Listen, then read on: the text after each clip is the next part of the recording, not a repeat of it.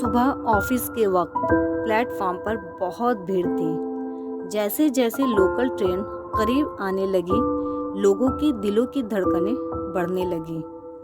कोई बैग ठीक करता हुआ तो कोई चश्मा ठीक करता हुआ, कोई कान की बाली, कोई गले का चेन तो कोई मोबाइल को ठीक से रखते हुए। जैसे प्लेटफॉर्म पर ट्रेन रुकी, सब तेजी से चढ़ने लगे। किसी को माथे पे चोट लगा, किसी का अंगूठा से खून बहा, लेकिन सभी को इस भीड़ से भरी ट्रेन में चढ़ना जरूरी रहता है।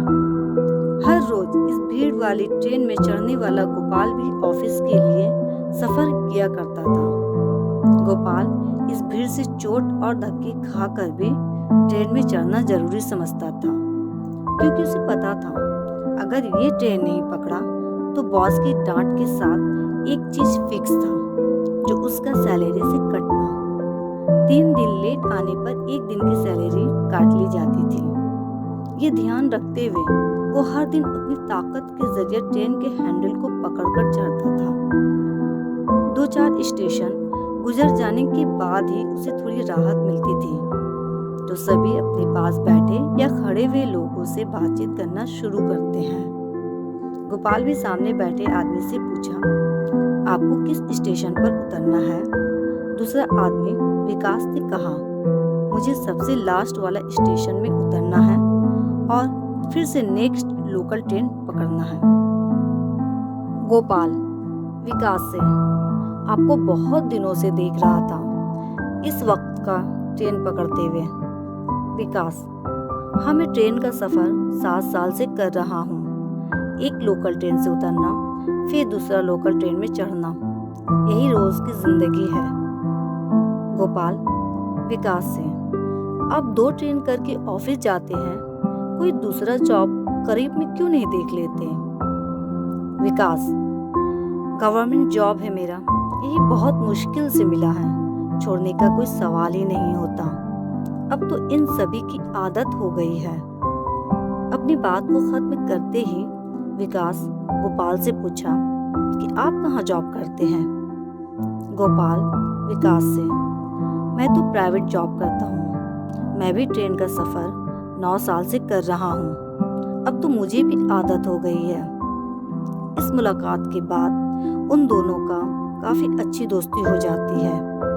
हर दिन प्लेटफॉर्म पर एक दूसरे का वेट करते हैं। अब तो साथ की वजह से उन दोनों का सफर का वक्त अच्छा गुजर रहा था। लेकिन एक दिन ऐसा आया जब पूरे शहर में कोरोना महामारी में लोग परेशान रहने लगे।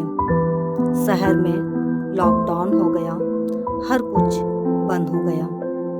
कॉलेज, स्कूल, सिनेमा, ट्रेन वगैरह, यहाँ तक के ऑफिस भी बंद हो गया। गोपाल और विकास भी एक दूसरे से मिल नहीं पाए।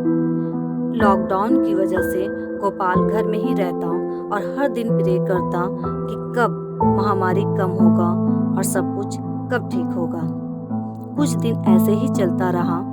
कोरोना महामारी पूरी तरह ठीक तो नहीं हुआ, पर लॉकडाउन को खत्म किया गया ताकि लोग सेफ्टी को बरकरार रखते हुए अपने काम को शुरू करें। गोपाल का भी ऑफिस शुरू हो गया, पर लोकल ट्रेन बंद रहा। वो 9 साल का सफर को बहुत शिद्दत से याद कर रहा था, पर उसके दिल में ये खुशी हुई कि अब ऑफिस जा सकूंगा। वो जाने लगा। कुछ ही दिनों बाद गवर्नमेंट से ये तय हुआ कि ऑफिस में ज्यादा भीड़ ना होने की वजह से 50% एम्प्लॉय ही काम करेंगे। इस वजह से ऑफिस के लोगों को अलग अलग दिन बुलाया जाने लगा और गोपाल का ऑफिस का काम घर पर भी नहीं हो सकता था। इस अलग अलग दिन की वजह से एक बुरा असर उसकी सैलरी में हुआ।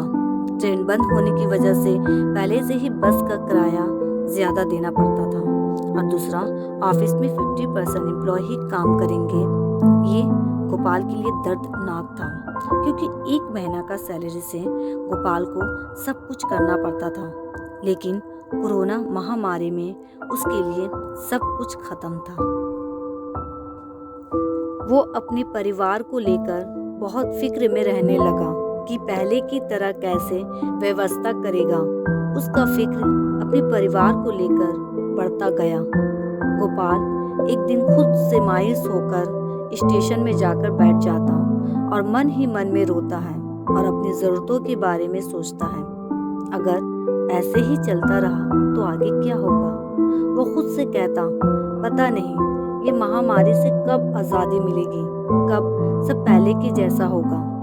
आंखों में आंसू भरे हुए गोपाल ट्रेन की खाली पटरियों की तरफ देखता, कब पटरी पर ट्रेन चलेगी, कब फिर से स्टेशन में भीड़ होगी, सबके धक्के मुक्के खाऊंगा, कब मैं अपनी आँख से गिरता हुआ चश्मा ठीक करूंगा, अपना बैग ठीक करूंगा। ये सोचकर उसकी आंखों से आंसू झरझर गिरता रहा और वो आसमान की तरफ देखकर कहता, मुझे ये लोकल ट्रेन के चमक दमक फिर से लौटा दो, बस ये कोरोना नाम की बीमारी हटा दो। अगर आपको ये कहानी पसंद आए तो लाइक, सब्सक्राइब और शेयर करना ना भूलें।